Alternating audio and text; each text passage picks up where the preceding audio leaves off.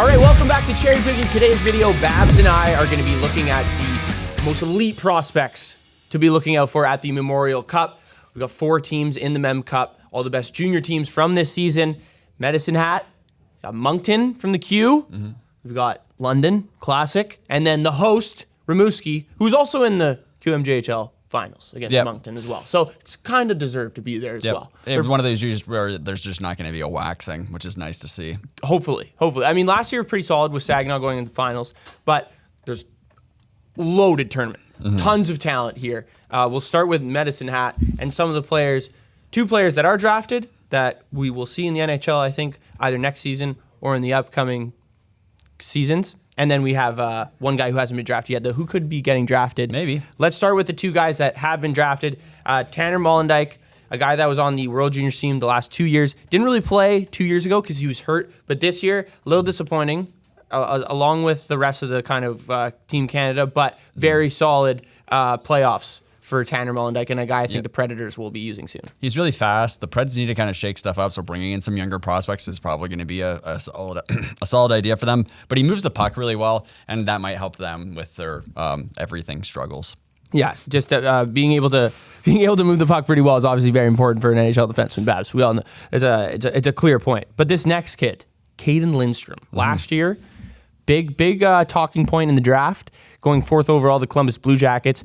Despite them knowing that he had a very serious back injury, and it was very serious indeed because he didn't play the entire season, but he's pretty special. Yeah, no, he's a guy that's big, but he moves like he doesn't, like guys his age, usually when they're that large, they tend to like look clunky. He doesn't have any of that. So it's a good spot for him to be in. If he can stay healthy, I think, he's going to end up being a steal. Yeah, 6'4" center, like Don Waddell coming over from Carolina last year, obviously kind of forecasting for the future here with this Columbus team, even though they were on the cusp of making the playoffs this year.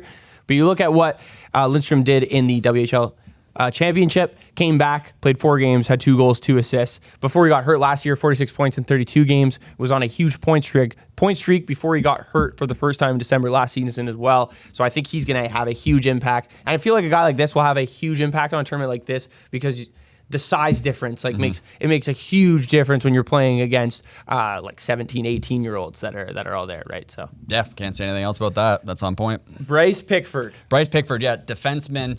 He's ranked actually right at number 100 for North American skaters by Central Scouting. He's having a really, really good showing, and it's maybe propelling him a bit higher up. The Central Scouting rankings come out, but we know once we get into June, stuff tends to play its way out. He moves the puck. He shoots well. He does need to improve a little bit defensively, but he breaks the puck out, gets the shots on goal, and he's just been having such a good run recently, and recency bias plays in so much to the draft. Absolutely. We could see him as a late-round draft pick, I would think, but every year guys drop around, and he is a little older now. So a lot of recency bias goes into the draft. We saw it last year. We've seen it in many years when you're looking at the Memorial Cup, and this guy had a brilliant WHL playoffs, 24 points in 18 games, more than Molendyk, who is a first round pick. So definitely one of the guys who hasn't been drafted on Medicine Hat to look out for. Mm-hmm. Looking at London, whose team is always stacked, they have the number 1 defenseman in the tournament, probably the number 1 defenseman in junior hockey this year, other than maybe Zane Parekh, but Sam Dickinson. 91 points, led the team in points. 91 points in 55 games. He had the same amount of goals as Easton Cowan. This guy is incredible, top notch. I don't think there's really anything bad you could say about him at this point. No, we watched him play. The only negative that really sits on him, and it sits on all the World Juniors players, is just the production wasn't there at the international level. But you can chalk that up to kind of just a horrible team configuration. We watched him play in person. He obviously stands out, but a guy of his caliber definitely has to at that point in the OHL because he's, when you start to get to that certain age and you're trying to decide if this guy's going to be a guy that can hop over, you kind of start to see that with him. He will 100% be on the Sharks full-time roster next season. Mm-hmm. And another player that we watched live who I have my doubts about, and it's not just because he's a Leafs prospect, but Easton Cowan. This is a big tournament for him because he had a disappointing regular season, certainly turned it on in the playoffs, but this Mem Cup is going to be huge for Easton Cowan. He needs it. He needs a good stepping stone. The Leafs also need guys that are winning. and coming in and don't have the fear of losing, because that's definitely bled into the organization a fair amount. The problem with Easton Cowan, and I think the reason why he gets negativity, is he is a bit of a shit disturber, and he also had been called, especially against Kitchener previously last year, for flopping. He dove, I think it was twice last playoffs when I watched them eliminate the Rangers. So you have to button that stuff up if you're him. But overall, he'll be with the Marlies at least a portion of the year. He's going to be Toronto's probably first call up throughout the season, but he can't play bottom six. He has to be a top six guy. So I think that puts some additional pressure on him, because there's no other role for him to play other than being a scorer. There you go. Simple as that. Yeah, they need someone to fill that top six role if Mitch Marner does end up leaving, if they end up shaking up whatever ends up happening with that forward group. There could definitely be a role there for Easton Cowan, if he plays well enough, or if Craig Berube sees fit. It's just time will tell. But this tournament could be a stepping stone in that direction. And the last player we'll talk about, who's already been drafted and a decent prospect, and London's filled with them. Another guy we're not going to be talking about, but we could be mentioned here is Landon Sim, a guy I know you've talked about as well. But Casper Haldeman, Sharks prospect, from what I've heard and see in this OHL finals, probably the best shot in junior hockey right now.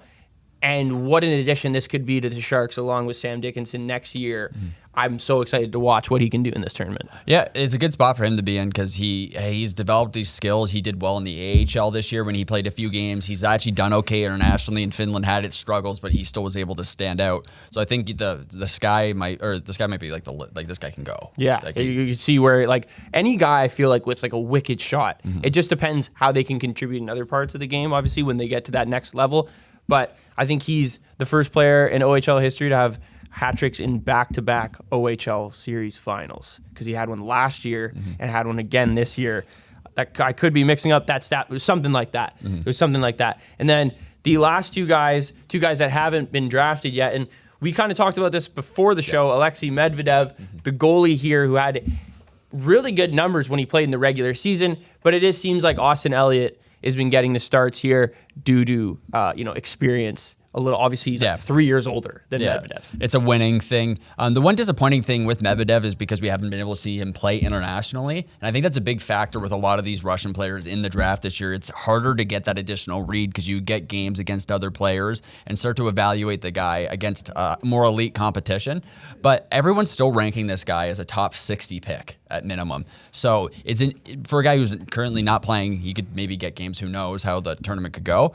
But very interesting to see a guy who's just not the starter potentially being that high of a draft pick. Yeah. I feel like you don't necessarily see that be the case, but goalies definitely bloom a lot later than you see the rest of these forwards and stuff. You don't really see too many goalies go in the first round unless they're already proving to everyone that they can put the numbers. And to Medvedev's credit, he has done it. Just sample size is a little small. And the other guy who top 60 prospect, first, second round guy, depending on how this playoffs goes probably, but Henry Bruchtowitz, whose brother is a player in the NHL, was drafted by the Canucks, now on the Calgary Flames. Yes.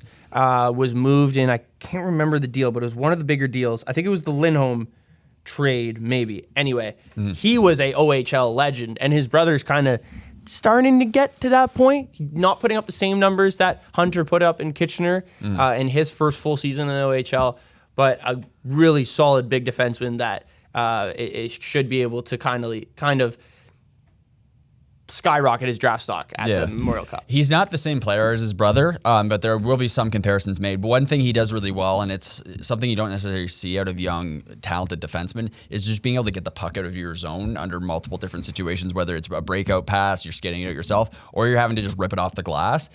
He does this flawlessly. It's one of the things that stands out the most with him. I noticed it when we were watching him play, is he clears the zone for his team. So that's a really good building block to have. You can work on some other stuff, but for him, if he continues to do what he's doing, he's going to be a very serviceable shutdown defenseman and a guy that can still pass too. So very, very good position for him to be in, especially if he does a little bit of offensive work. It could go a long way in the Memorial Cup final for him. And then looking at the two teams from Quebec and the QMJHL, for the most part, over the last 5 or 6 years, definitely fewer higher end prospects coming out of that league, I would say, like Alexis Lafreniere.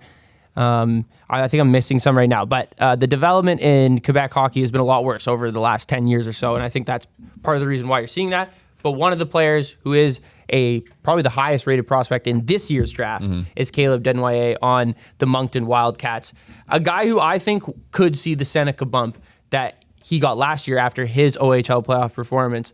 30 points in 19 games for Desnoyers on this Moncton Wildcats team. He's everything you want in a center. Honestly, very similar player to Cayden Lindstrom. So seeing them go head-to-head was going to be great. Yeah, and people describe this guy as raw, so there's a lot of potential here. So he's definitely not done developing, but one of the things that stood out is his skating, so he can blow past guys. He's very good on the rush. He has some pieces he has to work on, but overall, I think, again, as another larger player who can still move and skate quite well, he works on that shot, stick handling, and everything like that, and then he's going to be an absolute steal for a team that ends up grabbing him up. But yeah, we've talked about it every single year.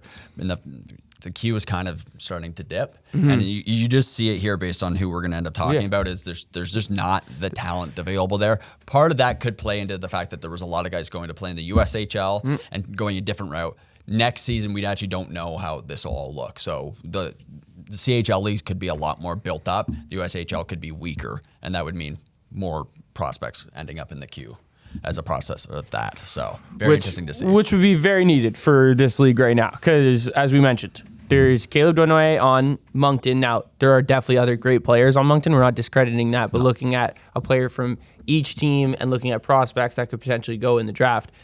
The only other one that we're looking at in this league on Rimouski is their goalie, and he's one of the only reasons why they made it as far as they did in the QMJHL championship. His numbers were absurd.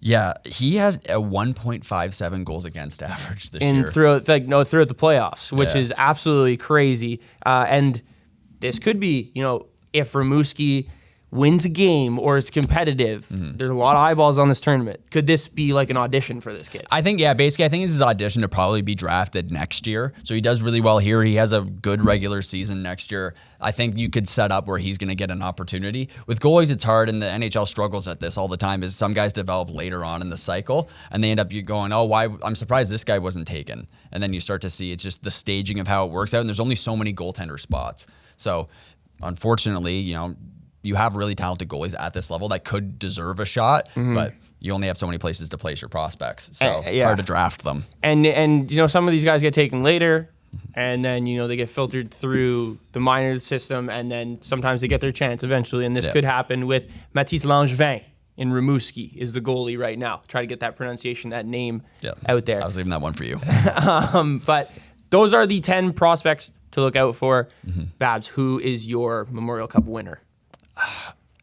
I'm going to go Moncton and just have it be a major upset. Desnoyers has performed really well when he's played internationally, so he could quarterback and put everybody on his back and will them there if he plays the way that he has at major tournaments before this. And they have McDonald, the old New Brunswick coach, UNB coach. Yes, that's the other reason why I like them. He's a winner. He wins. I can't remember his McDonald. I can't remember his name. Someone will remind us in the comments.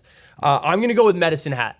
Haven't won a Memorial Cup since the 80s. Have had a couple appearances in the early 2000s, but I really like this Medicine Hat team. You also have Gavin McKenna. Obviously, he's not coming up in this year's draft, but will be in this video next year when we're talking about it, because I could see Medicine Hat being in a very similar position.